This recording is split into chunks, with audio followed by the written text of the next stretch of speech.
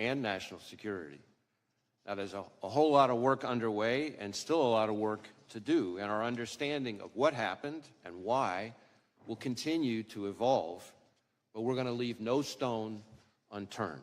The shooter may be deceased, but the FBI's investigation is very much ongoing. To that point, I also want to acknowledge that I recognize both the congressional and the public interest in this case and the importance of this investigation to the American people. And I understand there are a lot of open questions. So while the investigation is very much ongoing and our assessments of the shooter and his actions continue to evolve, my hope here today is to do my best to provide you with all the information I can, given where we are at this point.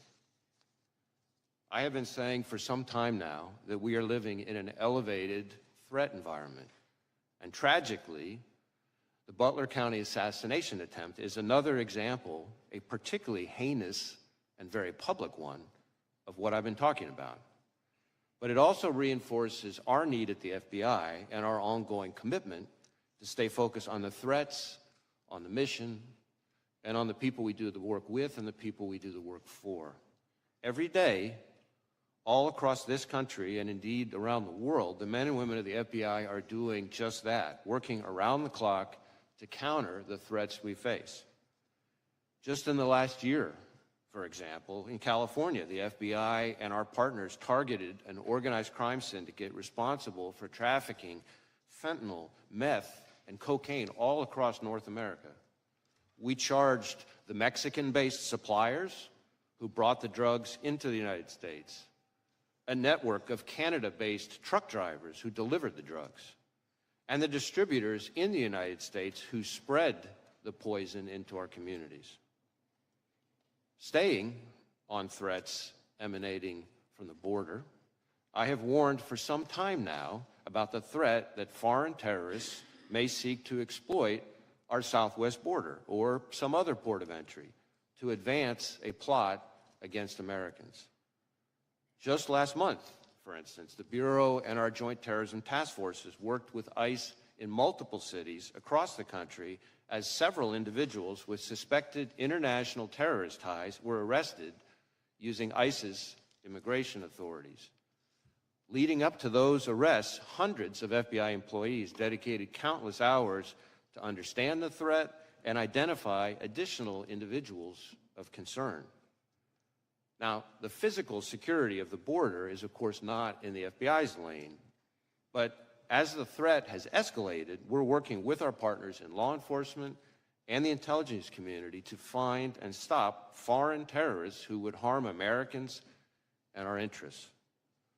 As concerning as the known or suspected terrorists encountered at the border are, perhaps even more concerning are those we do not yet know about because they provided fake documents or because we didn't have information connecting them to terrorism at the time they arrived in the United States. Staying ahead of today's threats demands that we work together. And for the FBI, that means doubling down on our partnerships, especially with state and local law enforcement. Whether it's working through our hundreds of joint terrorism task forces, to build out source networks, to identify those who slip through the cracks, or targeting the worst of the worst responsible for the violence that still plagues far too many communities through our Safe Streets task forces, or taking the fight to the cartels responsible for trafficking the dangerous drugs like fentanyl, pouring into our country and claiming countless American lives. Staying ahead of the threat also means continuing to disrupt the cyber criminals ravaging businesses, large and small, and confronting nation-states like China, targeting our innovation and our critical infrastructure. At the Bureau, we're proud to work side by side with our brothers and sisters in federal, state, and local law enforcement, our partners in the intelligence community, and others around the world to fulfill our commitment to keep Americans safe. Now, on Friday, the FBI will celebrate its 116th anniversary. 116 years of protecting the American people and upholding the Constitution.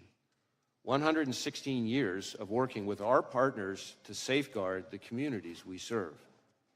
116 years of innovating to stay ahead of the complex, evolving, and very real threats out there. I am proud of the legacy the men and women of the FBI have built and all they have accomplished for the American people. So, if I may, as we approach this week's anniversary, I would just like to say to all those who are part of the FBI family, from our current employees to our formers and to our partners across law enforcement and the intelligence community, thank you. Thank you for dedicating your lives to this country and to its people. It is both humbling and an honor to serve alongside you, and I look forward to the work we're going to continue to do together. And with that, thank you again for having me, and I look forward to our discussion. Thank you, Director Wray. Excuse me. We'll now proceed under the 5-minute rule. The gentleman from North Carolina is recognized for 5 minutes. Thank you, Mr. Chairman. Director Wray, I'm way down here. I appreciate the chairman giving me this because I've got to leave. But let me ask this question. Why doesn't the FBI disclose to the American people all of the investigative detail and evidence that you are gathering as it is gathered?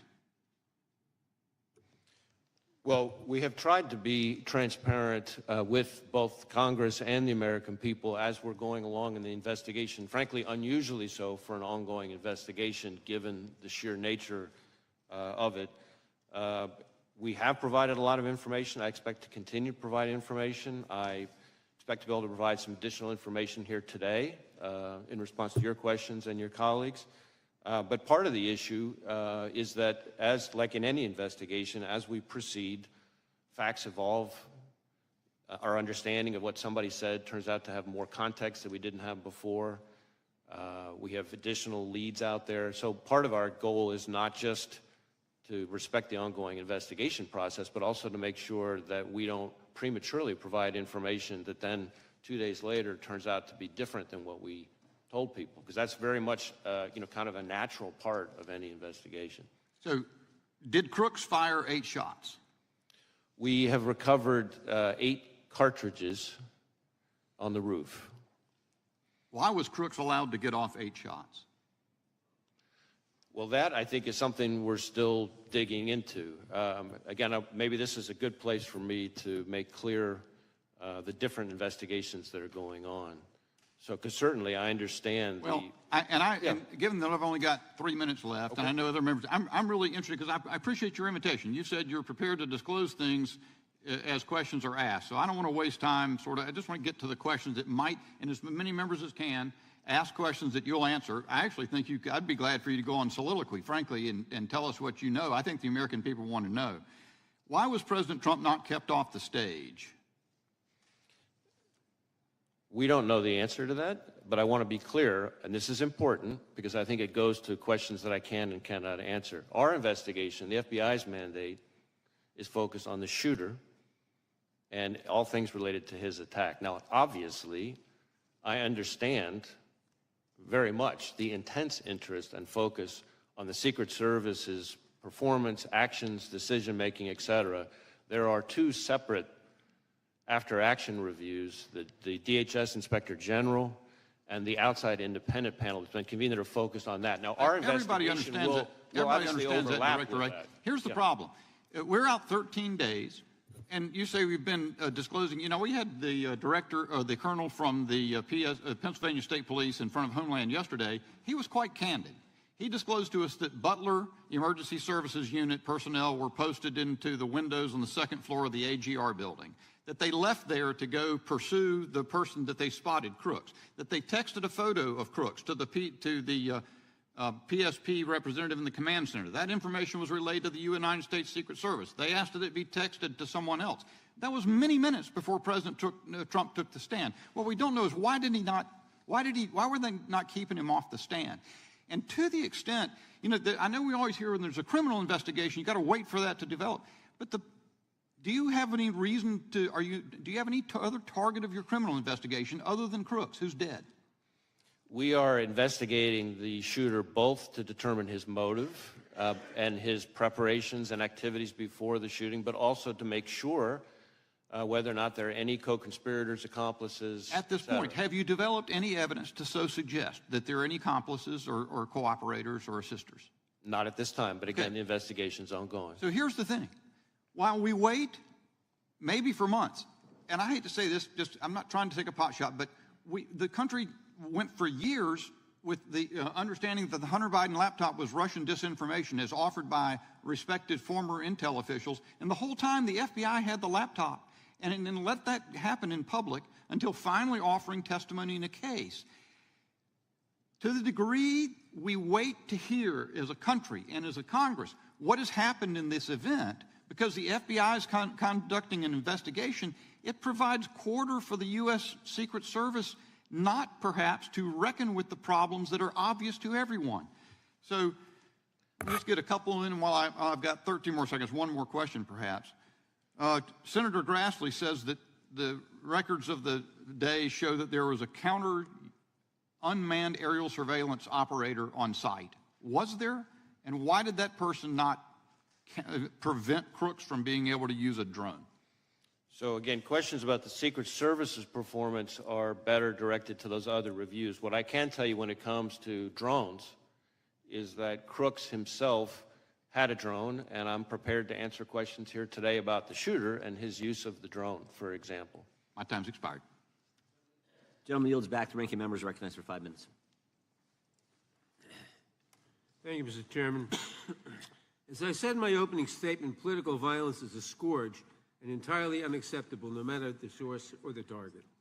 Last October, far-right conspiracy theorists broke into Nancy Pelosi's home and bludgeoned her husband. Prominent Republicans mocked the attack and promoted conspiracy theories about it. Last August, an armed Utah man who threatened to kill President Biden was killed as FBI agents attempted to serve a warrant on him hours before President Biden landed in his state. Some on the right claimed that the man was simply a, quote, Second Amendment enthusiast. In recent weeks and months, those on the right have repeatedly called for, quote, civil war, with an Ohio state senator saying that if Republicans lose the election, quote, it's going to take a civil war to save the country, and it will be saved. The president of the Heritage Foundation likewise said that, quote, we are in the process of the Second American Revolution, which will remain bloodless if the left allows it to be, close quote. Director Wray, it's obviously important that we respect First Amendment protections, but there is clearly a point at which some violent rhetoric crosses over into threats of violence or leads to actual violence. Could you describe how the FBI looks at this relationship between rhetoric and action and what you are seeing around the country? So I appreciate the question, and this is an issue that I've been talking about for some time. In our view, there is a right way and a wrong way under the First Amendment to express your views, no matter how passionate or even angry you are. And violence and threats of violence is not the right way. And we don't care what you're upset about or who you're upset with. When, from the FBI's perspective, when it turns to violence and threats of violence, that's when we have to draw the line. That's when we get engaged. And there is an alarming phenomenon that we've seen over the last several years of that kind of passion and heated rhetoric turning into actual violence and threats of violence. We've seen it against public officials of all sorts. We've seen it against law enforcement. The number of officers shot and killed in the line of duty in this country is, frankly, outrageous and alarming. And I know that because every time an officer is shot and killed anywhere in this country, since the day I started as FBI director, I personally call the chief or the sheriff to express my condolences and to talk to them about the victim's family. And the number of those shootings that are ambush-related, meaning somebody is targeting law enforcement because they're law enforcement, is particularly alarming. I have made around 400 of those phone calls. It's almost every 5 days that a law enforcement officer is killed in the line of duty. And that is an example of the kind of ways in which passions and heated rhetoric can bubble over into violence. Thank you. Members of Congress, their families, and their staffs have witnessed an alarming rise in threats against them. I appreciate the work your agency has done to investigate and address these threats, but I'm concerned that we do not seem to be stemming the tide. What is the FBI doing to ensure that members of Congress, their families, and their staffs are safe? So we have a very close relationship with the Capitol Police, and we have members of the Capitol Police, for example, who are on some of our task forces. We share intelligence information about things that we're seeing, trends that we're seeing with Capitol Police and others in law enforcement. Obviously, if we have specific information about an effort to target a member of Congress, then we're getting with Capitol Police in a much more specific way. But those are some of the things that we're doing. Thank you. Now, Director, your office is leading the investigation into the attempted assassination of Donald Trump. Republicans in Congress, including members of this committee, have repeatedly called for defunding the FBI. What impact would defunding or even just limiting your funding have on the FBI's ability to conduct this and other investigations? So I understand that there are heated views, opinions about us, just like there are about every institution in today's America. But cutting our funding is incredibly short-sighted, and the people it really hurts are state and local law enforcement and the American people we're all sworn to protect. Thank you. During my remaining time, I want to turn to a different matter.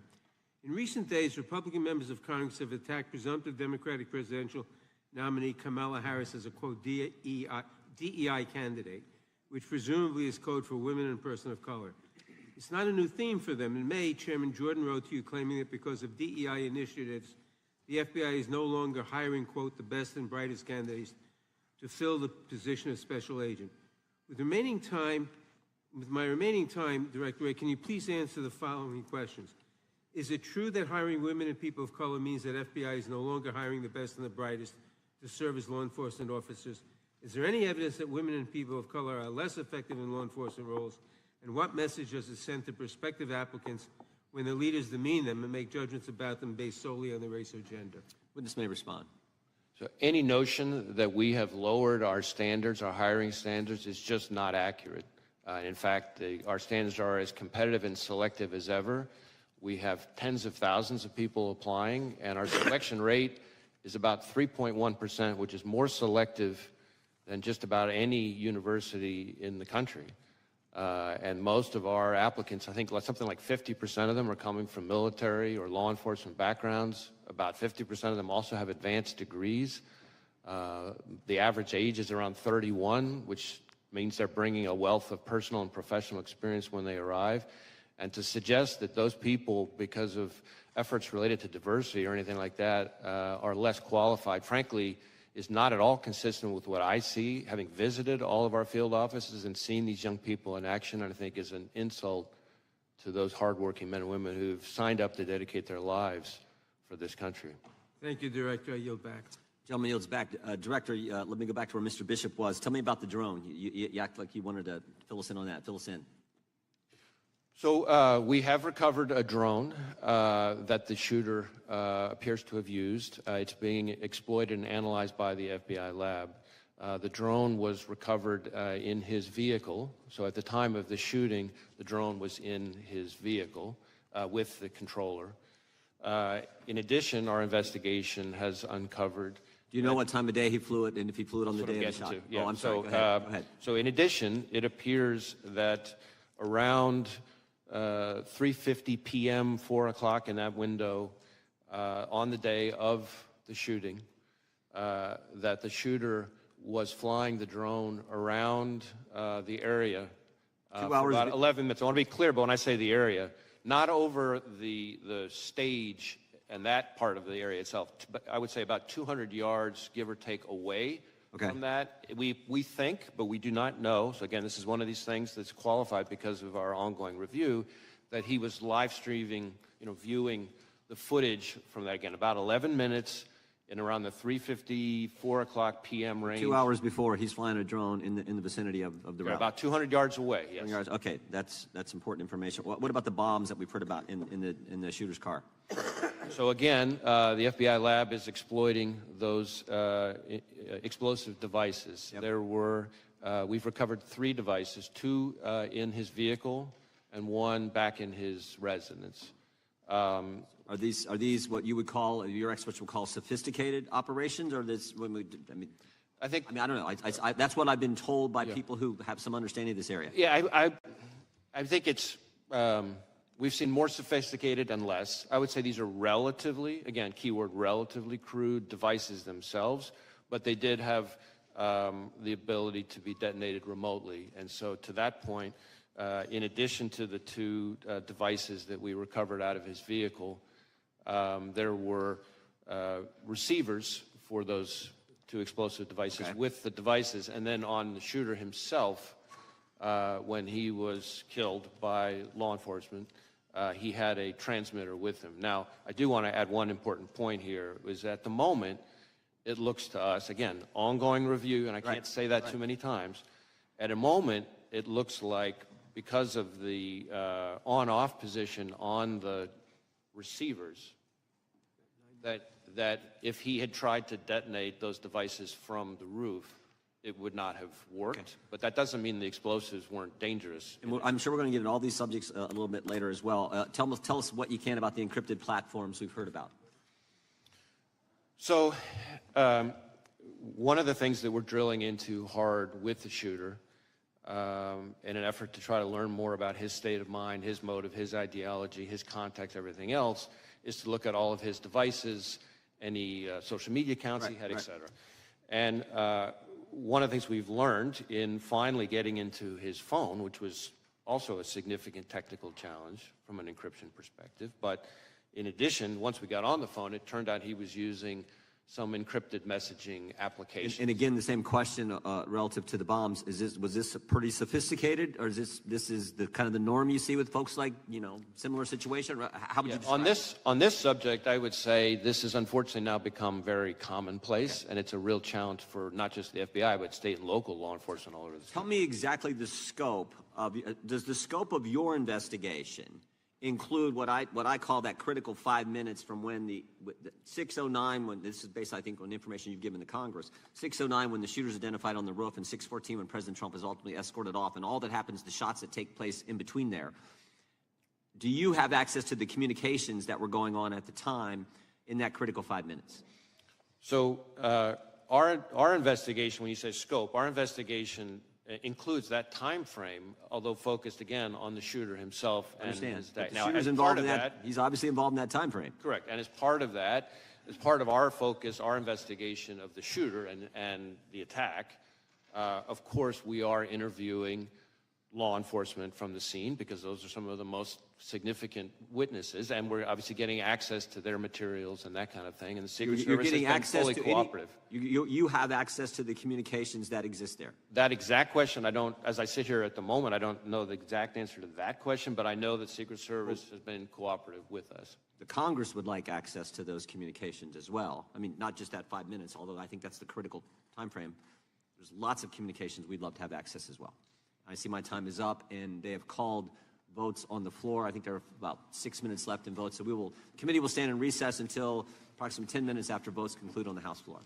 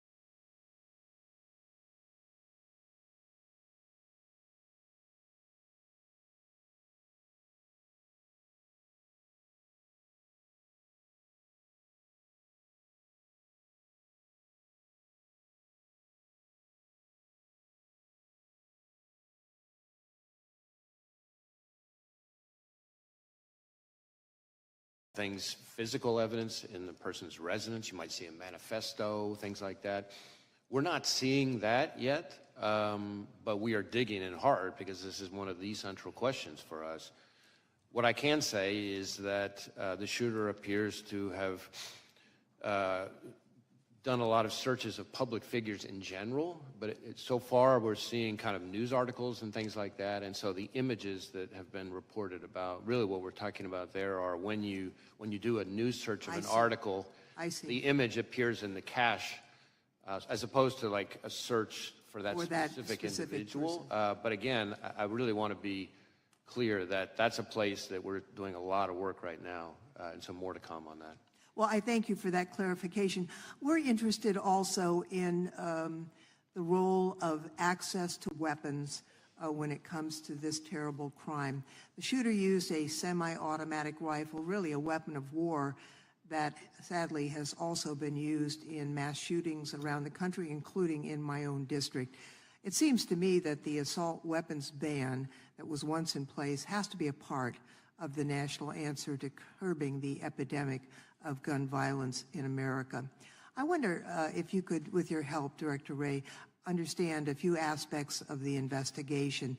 It's my understanding that the Bureau of Alcohol, Tobacco, Firearms, and Explosives, ATF, was quickly able to trace the gun's purchaser, using records from an out-of-business gun store, records that the government is required to correct. Some of my colleagues on the other side of the aisle have suggested that collection should stop. There have been efforts to digitize it, which have been resisted.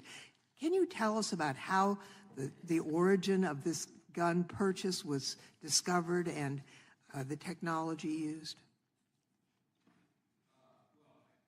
I guess what I can say is we located a number of firearms associated with the shooter and his family.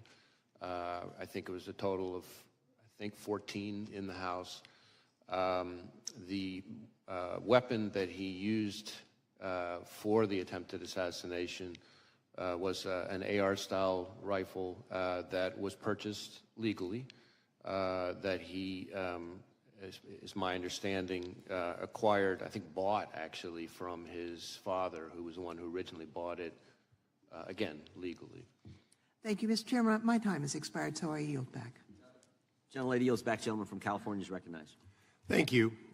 Director, I'll try to ask questions that are answerable too. I think that's been done pretty well on both sides. You do the advanced threat assessment and deliver that information as to the general threat and then specifics as to protected people to the Secret Service. Is that correct? Well, sort of. The Secret Service does a threat assessment, but they're doing that based on intelligence that they receive from a number of sources, including, of course, the FBI. So we share, whenever we have threat information related to a particular individual or protectee, then we share it with the Secret Service at a number of levels. So you're a participant, but ultimately the responsibility for threat assessment as to these individuals belongs to the Secret Service. Well, again, the threat assessment for the individual belongs to the Secret Service, but we are an important part of that because we share threat information, if we have any. They get threat information from a variety of sources. So, and you get them from that same variety of sources. They've got no sources that are excluded from the FBI, do they? Well, I don't know. I'm not aware of any that are excluded from the FBI, but they may receive information that comes directly to them that didn't come to us. Sure. Okay. Director, do you believe that former President Trump was a high-risk threat under your assessment? Well, I believe that former President Trump, really, frankly, like any president or former president, is a very high-profile figure and attracts a lot of, unfortunately, the kind of threats we've been talking about. It's fair to say, not on a scale of 1 to a million with little nuances, but on a scale of 1 to 10, President Trump's risk was very similar to a current president, very similar to, because he was the presumptive nominee and leading in the polls and so on, that he was a high risk by any standard. Is that correct? Certainly, there's a reason why he has so much protection around him. Okay.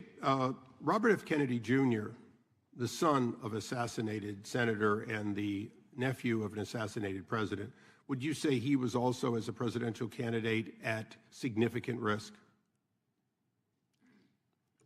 Again, I think any presidential candidate raises some level of risk. It might vary from candidate to No, but it's clearly a risk. Okay.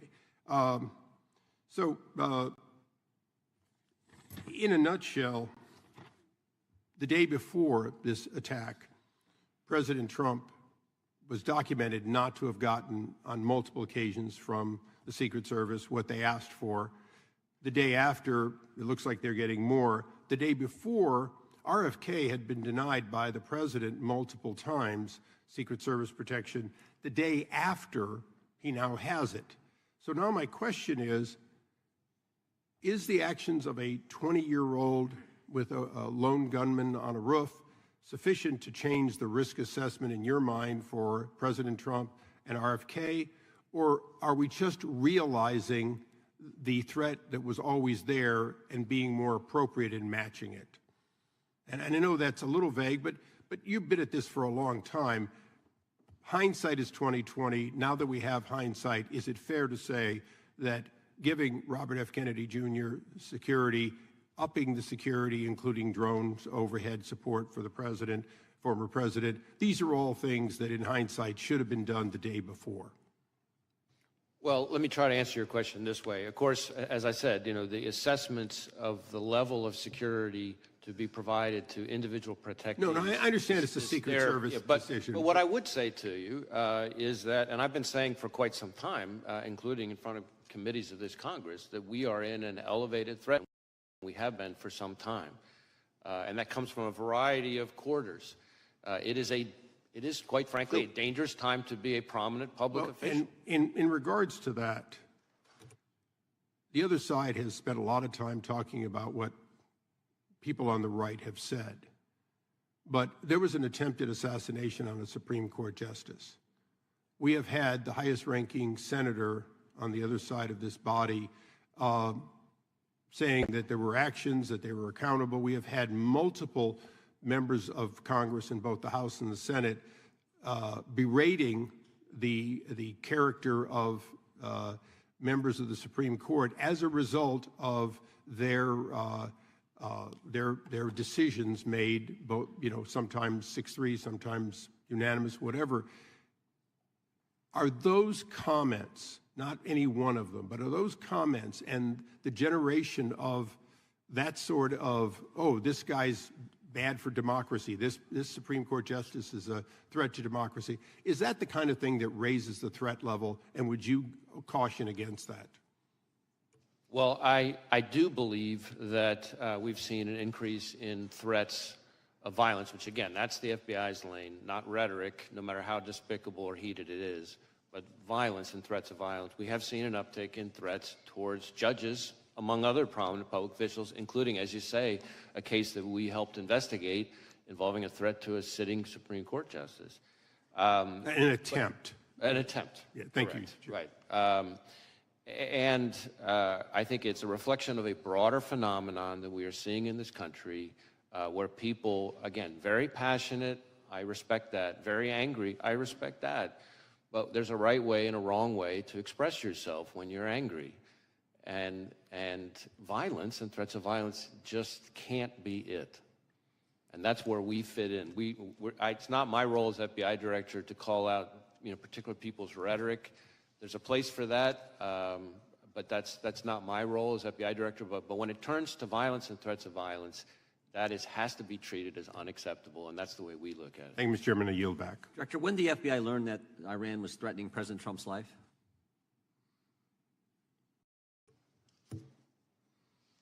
So I want to be a little bit careful here, not to talk about specific classified information, but we have been for quite some time, and I'll stick with what's in the open record.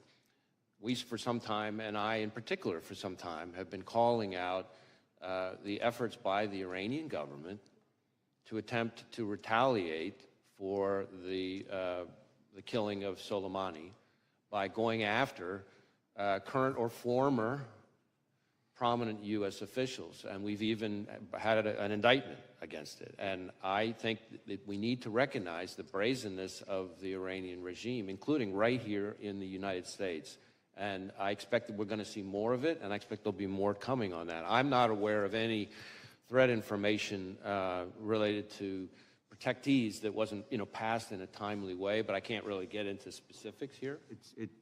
It's the minority's time here, but I just felt that was a question the committee needed to understand, and it sounds like you've known that for a long Secret Service.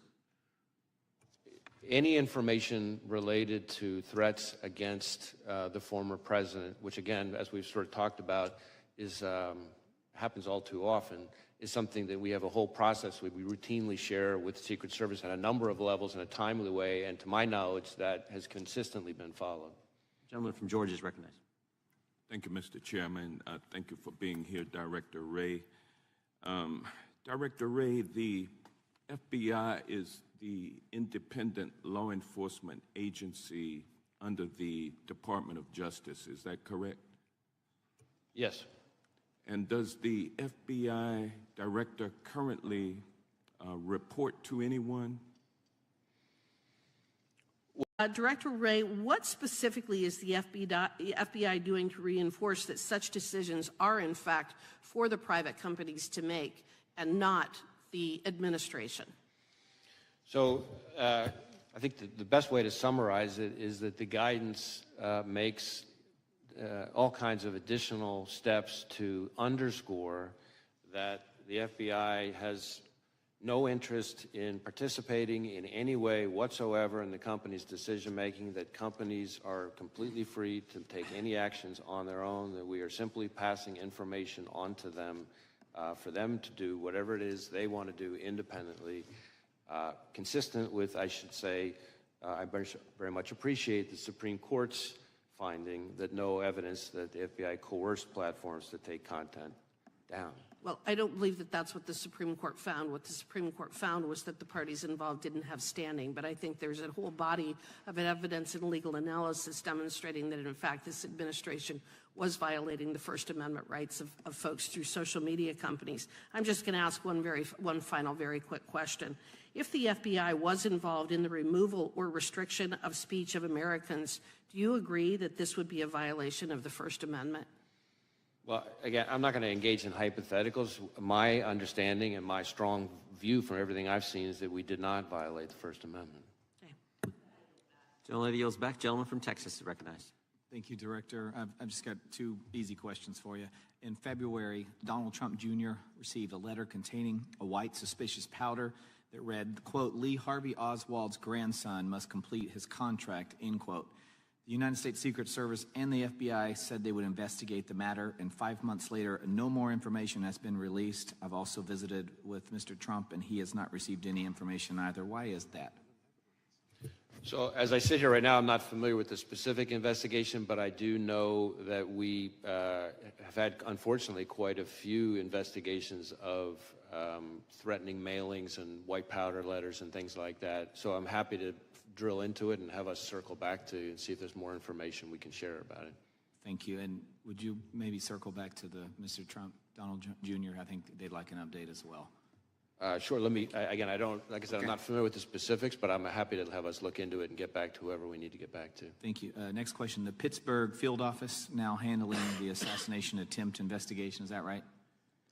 Well, there's several. There at Pittsburgh field office is the lead office. We obviously have lots of, I think it's about half, maybe over half of the FBI's field offices are working on this, including almost every headquarters division. So we have lots and lots and lots, several hundreds of employees working on it. All right. But yes. Pittsburgh's the lead. Okay. This is the same office that botched the Hunter Biden laptop case. And they, in my view, and my constituents and many Americans, displayed a clear reluctance. That's a quote. Reluctance to really do any tasking, quote, effectively failing to investigate, according to the U.S. attorney on the case.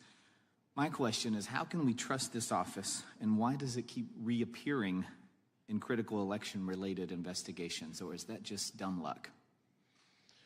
So I want to be a little bit careful on what I can say here, because some of what you're talking about relates to an ongoing investigation being led by the special counsel, Mr. Weiss. But what I can tell you is that the Pittsburgh field office's involvement in the matter you're talking about was the choice by the Attorney General Barr to have the U.S. Attorney and the FBI field office in Pittsburgh handle that particular matter. As to your summary or characterization of what U.S. Attorney, now former U.S. Attorney Brady actually said, I'd have to see the whole context. I'm not quite sure that's what he said, but I think as to your overall question about confidence, what I would tell you is that's the point I'm trying to make about the sheer breadth of our investigation. Yes, the Pittsburgh field office is the office on the ground. That's where the attempted assassination happened. But we are using the full might of the FBI, criminal and national security. That's why I'm pointing out that multiple field offices, over half of our field offices, almost every headquarters division, several hundreds of employees. These are people who are working around the clock to deal with this historic attack. And I have the utmost confidence in those hundreds of employees, agents, analysts, and professional staff, and the American people should too. I yield to Mr. Jordan. I appreciate the gentleman yielding. Director, I guess I'm not clear exactly where you said there were 8 shell casings on the roof, so 8 bullets were fired. We obviously know that Mr. Comparatori lost his life. Two other rally-goers were injured, seriously injured, and then the one that hit President Trump. Does that account for, were some of these individuals hit multiple times? Where did all 8 bullets go, is I guess my question. I don't have that in front of me. I'm happy to circle back and get that to you. It's assuming we have that information yet. As I said, I think with respect to former President Trump, there's some question about whether or not it's a bullet or shrapnel that hit his ear. So it's conceivable. Although, as I say here right now, I don't know whether that bullet, in addition to causing the grazing, could have also landed somewhere else. But I believe we've accounted for all of the shots and the cartridges. So let us get that. It's my understanding that the very first one was the one that hit the president. Is that the very first shot, or is that not accurate?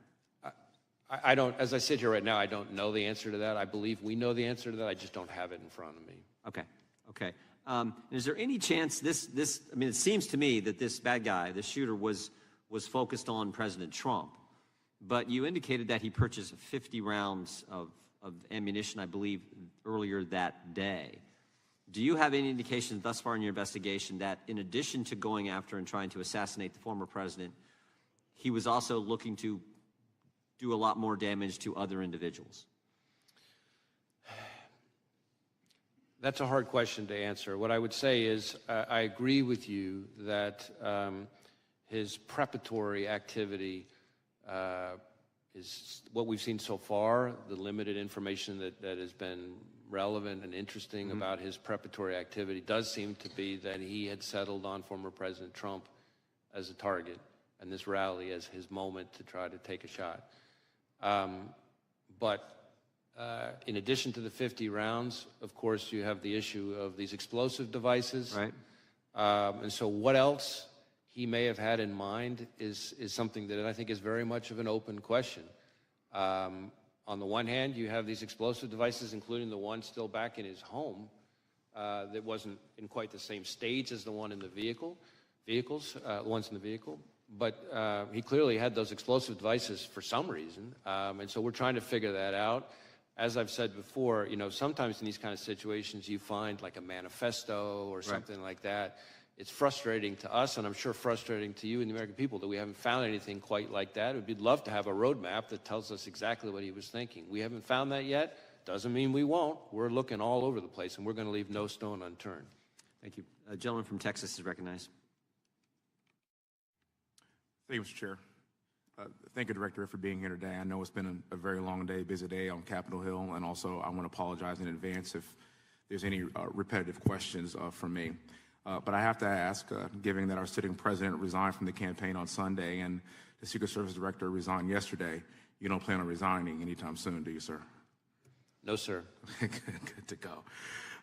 Earlier today, you told this committee that you recovered 8 bullet cartridges from the roof next to the shooter. And given that testimony, I have 2 questions for you. How many shots were fired at President Trump, and how many shots were fired in total of the entire day? I know I keep hearing 8, but were there any more that were unaccounted for? The best information I have right now is 8 shots. As to the sequence, I'm not sure I have that sitting here right now. As I said to the chairman, I'm going to go back to my team and see if we've got that nailed down yet. And if we have, I'm happy to share it with you and the rest of the committee. Please do, sir. Thank you very much for that. You also mentioned that the shooter used encrypted messages to communicate. Specifically, do you know what apps or what apps he was using to communicate, and can you confirm if he was communicating with any foreign nationals through the encrypted messages? So as to the names of the apps, I don't have that right here in front of me. As far as communicating with any foreign actors, I'll say 2 things. One, we haven't, as I think I've testified before, but we have not, at the moment at least, identified any accomplices or co-conspirators, foreign or domestic. Okay. So that, as to foreign contacts, of course, that's part of why we want to get access to the encrypted messages, because that might tell us whether he'd been in contact with somebody. Thank you. Let's talk about motive. I know the FBI has taken a lead role in investigating the assassination on President Trump. Your team has searched the shooter's phone, conducted countless interviews, done extensive research into his motives. As of today, July 24th, 2024, do you and your team know the motive of the shooter or have any idea on what could have driven it? Well, know and have any idea are two very different things. Okay. We do not know the motive. That is obviously one of the central questions in our investigation. And it's been very frustrating to us that a lot of the usual kind of low-hanging fruit places that we would find at have not yielded significant clues about his motive. Okay. Having said that, we have seen indications that he was interested in public figures.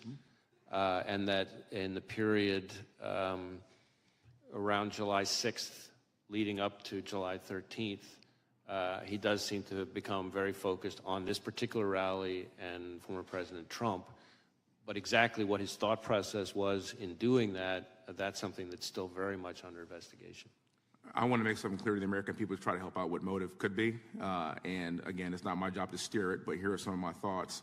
I'm not sure about motive either, specifically, but I can tell you that after this assassination attempt, people on both sides have said that both parties need to tone down the rhetoric. But recently, just on Monday, in fact, President Biden called into the Harris campaign event and said that President Trump was a threat to democracy. Just take a look behind me at these photos. This is a magazine cover of the New Republic from June 2024, published just 1 month before the assassination attempt on President Trump. In a tweet explaining the cover, the New Republic said this: "Today, we at the New Republic think we can spend this election year in one of 2 ways. We could spend it debating whether Trump meets the 9 or 17 points that define fascism, or we could spend it saying he's damn close enough and we'd better fight. We unreservedly choose the latter course." Now, sir, I know you said that the FBI doesn't have a clear motive yet, and you've explained that, but in your professional experience as an investigator, do you think that language like this could radicalize someone to engage in political violence? I certainly understand the point of the question. What I would tell you is that, respectfully, I don't think it's appropriate for me as FBI director to be characterizing or engaging in public commentary on specific people's rhetoric. And that's because it's not that I don't understand why you're raising the question, but I'm saying that in my role, I have to be very careful to make sure we speak through our work and we speak through our cases and our intelligence products, not the FBI director chiming in the public square on different people's political commentary. I understand. For the record, there was an assassination attempt on an American president, and I will be asking these same questions even if it were President Biden. And my message to the American people is that we need to do better. I yield back the rest of my time, and thank you for being here, sir. I know it's been a very long day. Gentleman yields back. Gentleman from South Carolina is recognized. Thank you, Chairman, and thank you, Director, for being here. It's refreshing. I was in the oversight hearing earlier this week, and although we don't have an idea on everything, your ability to come in here and actually give way more than Director Cheadle ever did is somewhat refreshing. You saw some pretty bipartisan frustrations exhibited in that particular hearing. I'm sure you've seen part of it. I want to follow up on a couple of lines of questions that I had with Director Cheadle that she actually answered, which was remarkable.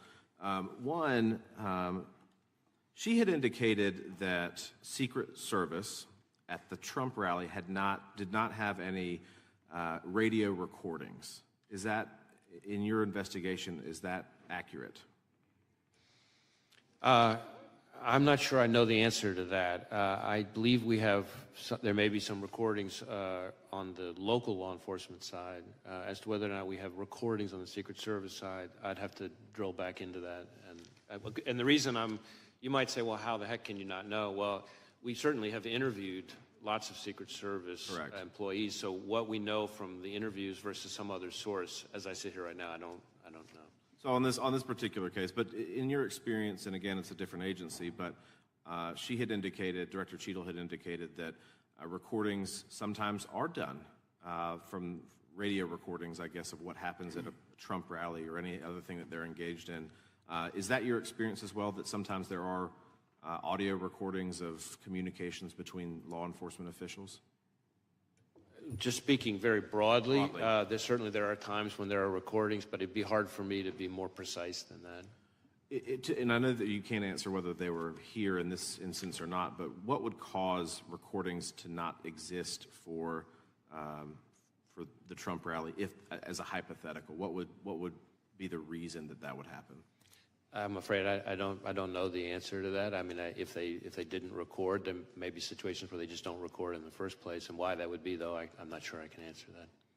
Thank you. Let me ask you this, and this is another line of questioning. Director Cheadle had indicated that seconds before the would-be assassin fired the shot, is roughly seconds, is when he became a person of suspicion to an actual threat. Would you agree with that assessment from Director Cheadle? Well, let me try it this way. I think there are sort of three, in my mind, there's sort of three significant moments on this continuum that you're kind of getting at. There is roughly an hour before the shooting when local law enforcement observes the individual, the shooter. At that point, as somebody that was a person of concern. I forgot the exact phrasing, and that was based on seeing him with this rangefinder, no observation of a weapon, but there was something odd and off about them that caught local law enforcement's attention. So that's the first moment. Then there's a second moment, which is, I think just minutes before the shooting, where local law enforcement observed him on the roof, but didn't see a weapon, is my understanding at that point. And at that point, their level of concern obviously was even higher. And then there's the third moment, which is that moment when local law enforcement saw him, the officer who climbed up with the assistance of his colleague, and saw the shooter in the prone position with the weapon, and that's seconds before the event. And so, terminology, I'm not sure, but it seems to me there's an evolution of concern over that time period. Correct, an escalating concern. At what point, and this again I just don't know, so I'm curious, at what point is, say, the sniper who killed Mr. Crooks, at what point is he able to fire a shot, and does he have to have authorization in which to do that? I don't know that I know Secret Service's rules of engagement in that situation. It's possible that our interview of the counter-sniper has uncovered that. Again, our focus has been, I certainly understand why you're asking the question, but our focus has been on the shooter himself and his actions and the attack. These two other reviews, the DHS Inspector General and the outside independent panel, are both looking at the performance of the Secret Service, which would, I'm confident, include the question that you're talking about. Thank you. And I actually think, from a legislative purpose and what this body will probably ultimately do, it's of great importance that we break down barriers of communication and that we allow, officers to do their job without, so that this doesn't happen again. And I appreciate you being here. Thank you, Director. Gentleman yields back. Gentleman from Ohio is recognized. Well, once again, as Congressman Fry said, we want to thank you for your time and a lot more information today than Monday, so thank you for that. I just have a handful of questions. I would love to have just a simple yes or no so we could get done with this. So on day one, President Biden issued an executive order mandating DEI programs in the executive branch. You responded by hiring FBI's first ever chief diversity officer. You're even on the Bureau's website quoting, saying that diversity and inclusion of the workforce is something I care deeply about because the success of our efforts impacts our operations, our culture, and our future. End of quote. So, Director, just a simple yes or no, do you still find DEI hiring practices to be central to the FBI's operations, cultures, and future? I believe that diversity is an important part, is a core value of a high-performing organization. Do you have any concerns that our Homeland Security efforts will be hampered if the FBI continues to use DEI as a primary hiring measure? I don't believe that we use DEI as a primary hiring metric. I would say that we have not lowered our standards. Yes or no, please? Let me, if I could finish. It's not a yes or no question. We have not lowered our standards, and the facts back that up. Are you aware of a 112-page report compiled by senior agents and analysts which stated, quote, if the current trajectory of the FBI special agent recruitment and selection continues, using DEI as the primary and sole measure of our Homeland Security efforts will be significantly hampered. Do you know about that 112-page report? I'm aware of a report from a number of anonymous former employees. Thank you. Do you agree that protecting the former president falls under the umbrella of Homeland Security? Well, protecting the former president, the physical security, the protective detail on the former president is the province of the Secret Service, which is part of the Department of Homeland Security. It is my understanding that historically the FBI had 100,000 applications for special agents on file at any given time of the year. So talking about slipping recruitment, are you aware that on February of 2024, a letter from the FBI's Assistant Director for Training Division, which reported that FBI only received an estimated 48,000 applications over a 2-year period?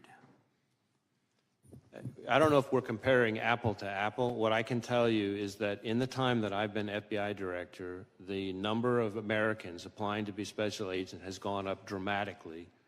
To the tune of, in some cases, double or triple the pace so it was when if I could finish, sir, if I could finish, please, to a rate that is higher. You'd have to go back about a decade or so to find the number of Americans applying to be special agents that are currently applying. Okay, so for the record, that 48,000 is probably wrong then in your eyes? I don't know. I don't have the letter in front of me, but what I'm not sure of is that we're comparing apple to apple in terms of time periods and everything else. In advance of the Trump shooting, United States Secret Service Special Agent in Charge Tim Burke reportedly told law enforcement partners that NATO summit in Washington, D.C. limited his resources available to the Trump rally. The service has similar DEI hiring aims and failed their zero-fail mission to protect President Trump. Director Cheadle has since stepped down.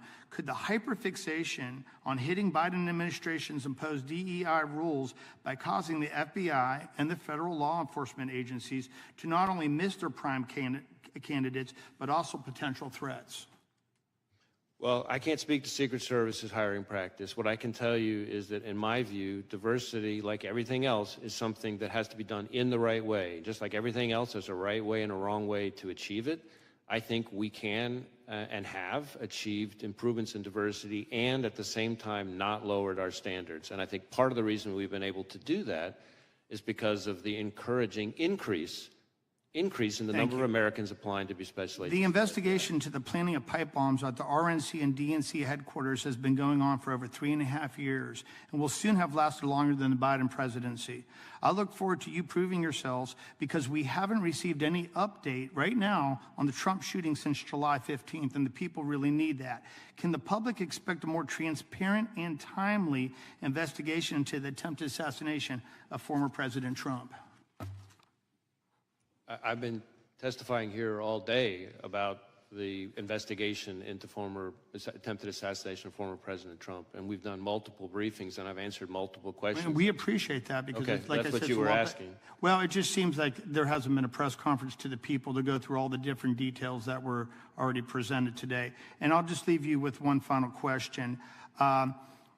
the government is not doing their job. Do you feel as the director that perhaps like not only the FBI but the Secret Service needs to have a complete reconstruction? Or do you think it's still put together the way that could best do its job?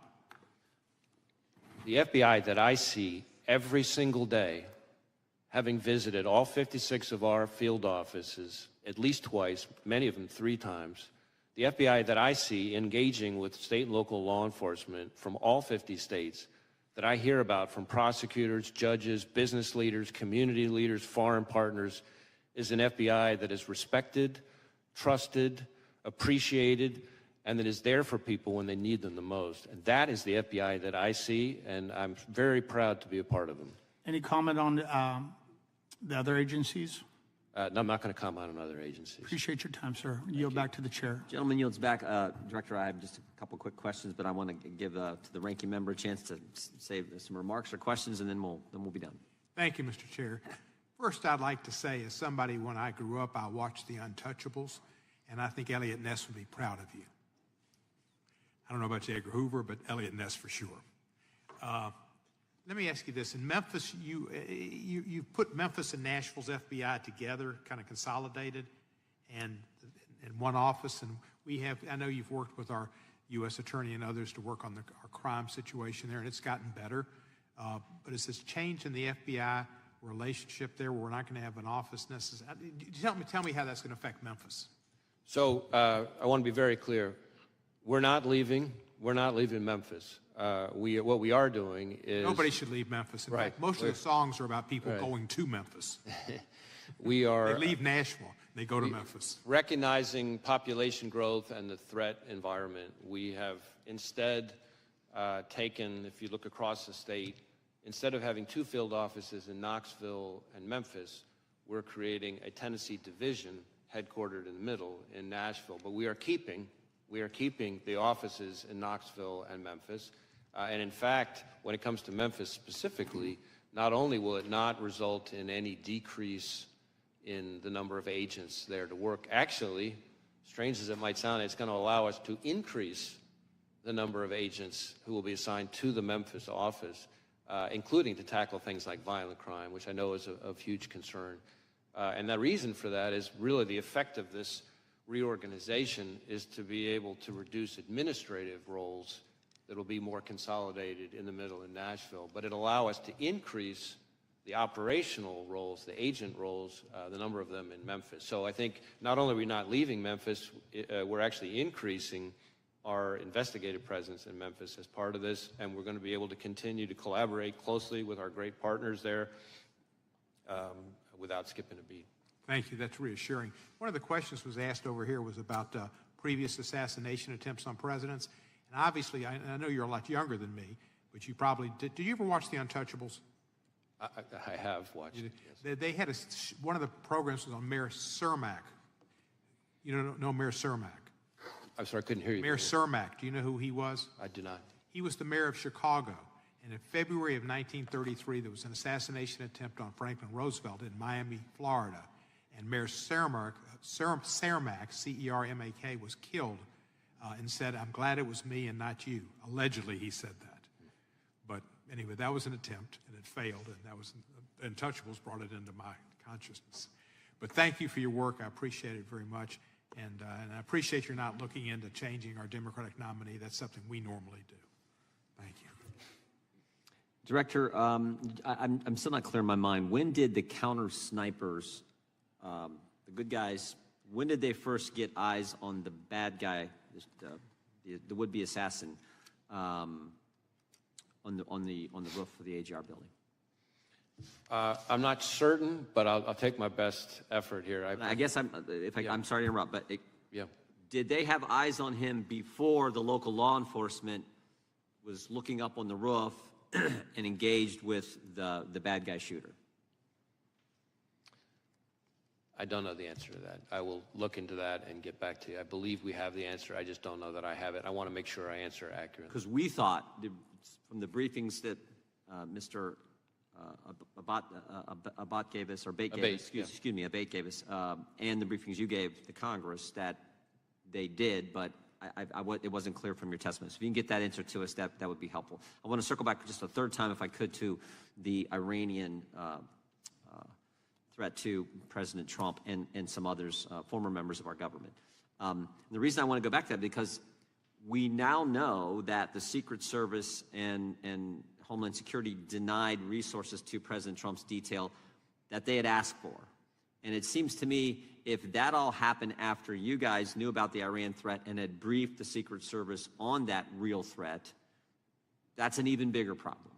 And that's why I was trying to get that timeline down, when you knew about it and when you briefed the Secret Service on the Iranians' threat to kill President Trump. So again, I really want to be careful to both be accurate, but also not to kind of stray into any kind of classified information or confirm the existence of classified information. So let me see if there's a way for us to get back to you on that question. I understand why you're asking. It may be easier to answer than I think, but at the moment in an open hearing, I'm not sure if I can see the right way to do that. Fair enough. We'll expect answers to both those questions, and you can get back to this. That'd be great. Finally, anything else you want to tell us that we didn't ask him? You came today and you told us some things that weren't even prompted by questions, and I just want to make sure if there's anything else you want to tell us regarding July 13th and what you've discovered. Now's the time. Well, again, we're going to continue to engage with the Congress. I think we've covered a lot of the points that I really wanted to make sure that I got across, and just as I'm looking at my list, in one way or another through the course of today's questioning, I think we've gotten through most of it. That concludes today's hearing. We thank our witness for appearing before the committee today. Without objection, all members will have 5 legislative days to submit additional written questions for the witness or additional materials for the record. Without objection, the hearing is adjourned.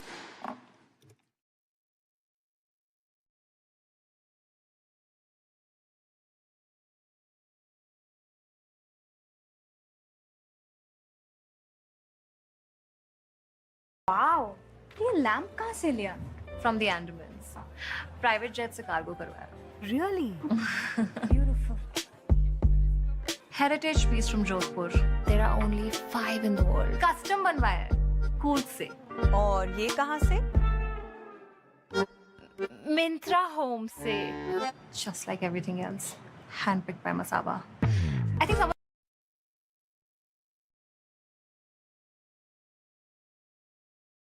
Election, quote, it's going to take a civil war to save the country, and it will be saved. The president of the Heritage Foundation, taxpayer dollars, addressing even one aspect of the political violence that now threatens our country.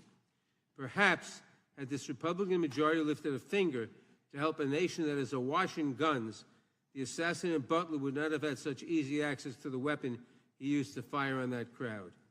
Director Wray, your agency is responsible for addressing some of the most serious issues of our time. The Bureau fights gun violence, which claims the lives of 40,000 Americans every year. It protects election security from growing threats from malign foreign actors who are working tirelessly to influence our elections. It protects against domestic terrorists and violent extremists who have been a growing threat in recent years and have carried out horrific mass shootings and deadly events around the country. And so much more. I apologize to you, Director, that instead of supporting you in these missions in the 118th Congress, some of my colleagues have instead hindered your work, maligned your agents, and called to abolish and defund your agency, all for political gain. It is despicable, especially from the party that claims to, quote, back the blue. And I know that you and your many agents and employees have paid the price for these baseless attacks. I know you have faced a barrage of threats, distrust, and vitriol from the public as a result of these wild, politically driven conspiracies. I know it has become even more dangerous and difficult for you to come to work each day. I may not agree with you on everything, but I sincerely thank you and every employee in your agency who continues to protect our country. The FBI is vital to keeping America safe, and I pray that today we can focus on the real, substantive work of the agency. It is the least we owe our country in these times. I yield back. Gentleman yields back. Without objection, all other opening statements will be included in the record. We will now introduce today's witness, The Honorable Christopher Wray has been the director of the FBI since 2017. He previously served as the Assistant Attorney General for the Criminal Division of the Department of Justice, the Principal Associate Deputy Attorney General, and Associate Deputy Attorney General, and as Assistant U.S. Attorney for the Northern District of Georgia. Again, Director Wray, you've been here many times. We appreciate you being here today, and look forward to your testimony and answering our questions. We will begin by swearing you in. Would you please rise and raise your right hand? Do you swear or affirm under penalty of perjury that the testimony you're about to give is true and correct to the best of your knowledge, information, and belief, so help you God? Let the record let the record reflect that the witness has answered in the affirmative. Thank you, and please be seated. We have votes coming in about 10 minutes, but we definitely want to get through your opening statement as far as we can, and this is going to be an interesting day on Capitol Hill with the Prime Minister of Israel here as well. So, Director Wray, you're recognized for your opening statement. Good morning, Chairman Jordan, Ranking Member Nadler, members of the committee. I want to begin by offering my condolences on the passing of Representative Jackson Lee, who served the people of Texas in this body and on this committee for so long. Thank you all for your support of our efforts to protect the American people and uphold the Constitution. I am proud to be here today representing the 38,000 special agents, intelligence analysts, and professional staff who make up the FBI, men and women who every day work relentlessly to counter the most complex threat environment I've seen in my tenure as FBI director, maybe in my entire career in law enforcement. Before I go any further, I also want to acknowledge and offer my deepest condolences to the victims of the horrific assassination attempt in Butler County. To the friends and family of Corey Comparator, who by all accounts lost his life protecting others from danger. To the other victims, 2 of whom were critically wounded. And of course, to President Trump, former President Trump and his family. As I've said from the beginning, the attempted assassination of the former president was an attack on our democracy and our democratic process, and we will not and do not tolerate political violence of any kind, especially a despicable account of this magnitude. And I want to assure you and the American people that the men and women of the FBI will continue to work tirelessly to get to the bottom of what happened. We are bringing all the resources of the FBI to bear, both criminal and national security. Now, there's a whole lot of work underway and still a lot of work to do, and our understanding of what happened and why will continue to evolve, but we're going to leave no stone unturned. The shooter may be deceased, but the FBI's investigation is very much ongoing. To that point, I also want to acknowledge that I recognize both the congressional and the public interest in this case and the importance of this investigation to the American people. And I understand there are a lot of open questions. So while the investigation is very much ongoing and our assessments of the shooter and his actions continue to evolve, my hope here today is to do my best to provide you with all the information I can, given where we are at this point. I have been saying for some time now that we are living in an elevated threat environment. And tragically, the Butler County assassination attempt is another example, a particularly heinous and very public one, of what I've been talking about. But it also reinforces our need at the FBI and our ongoing commitment to stay focused on the threats, on the mission, and on the people we do the work with and the people we do the work for. Every day, all across this country and indeed around the world, the men and women of the FBI are doing just that, working around the clock to counter the threats we face. Just in the last year, for example, in California, the FBI and our partners targeted an organized crime syndicate responsible for trafficking fentanyl, meth, and cocaine all across North America.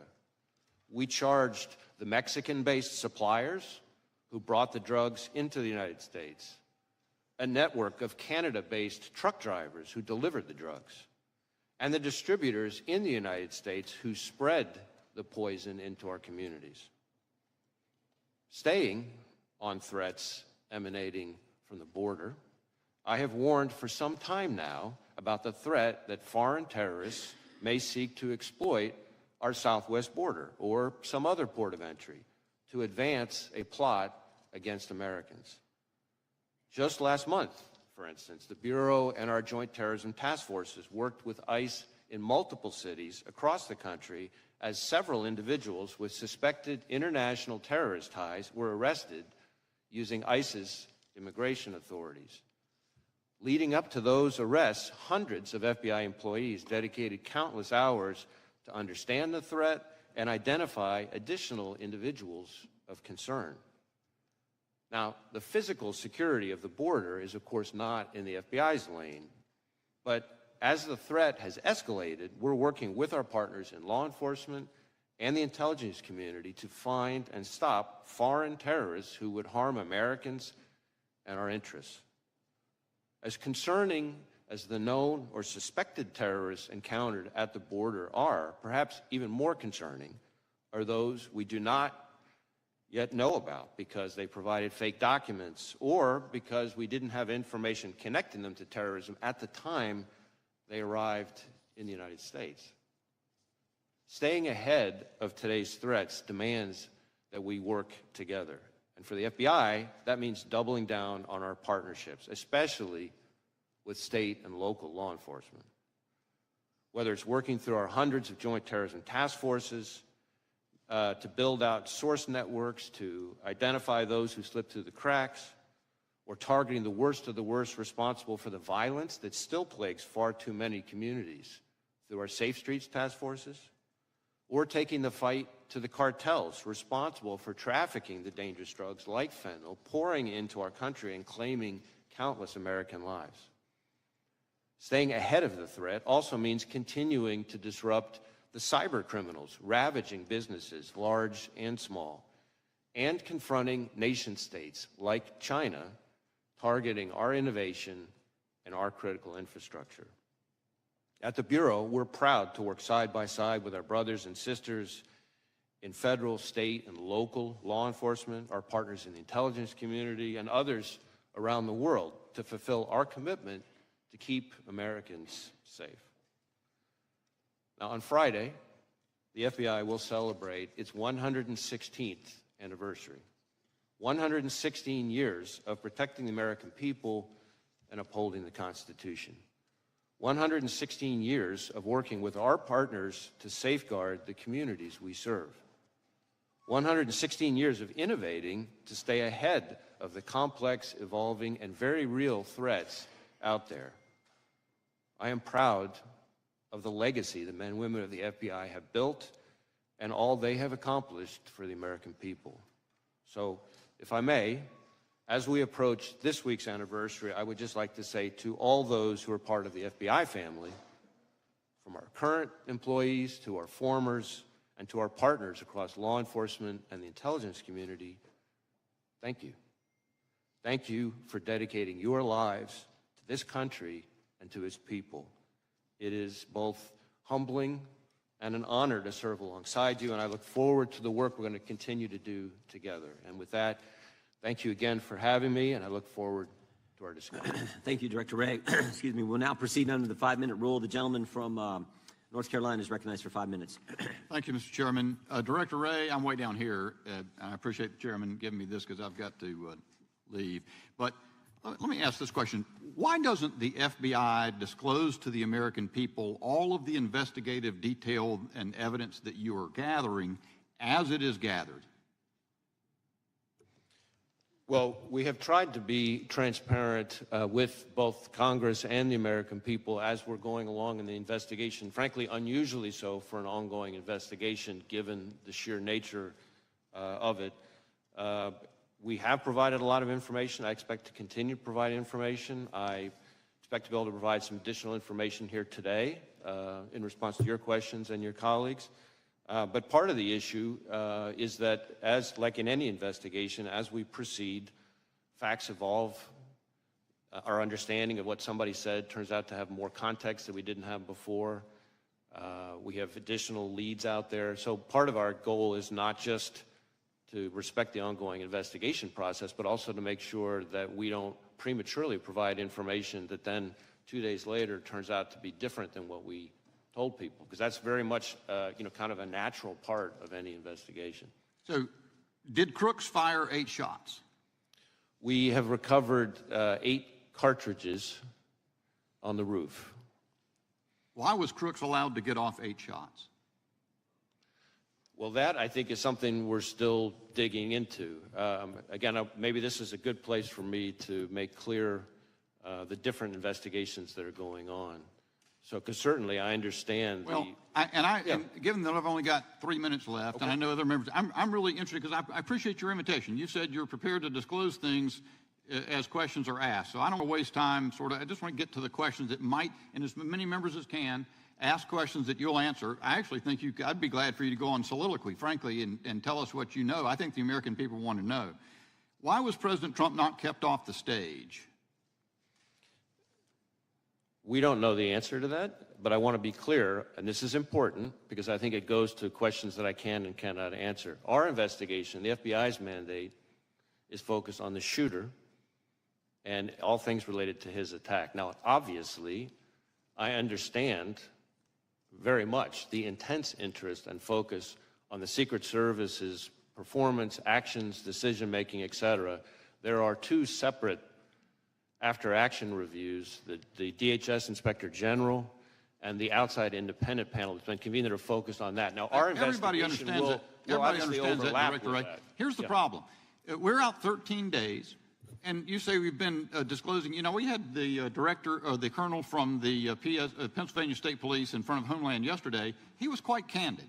He disclosed to us that Butler Emergency Services Unit personnel were posted into the windows on the 2nd floor of the AGR building, that they left there to go pursue the person that they spotted, Crooks, that they texted a photo of Crooks to the PSP representative in the command center. That information was relayed to the United States Secret Service. They asked that it be texted to someone else.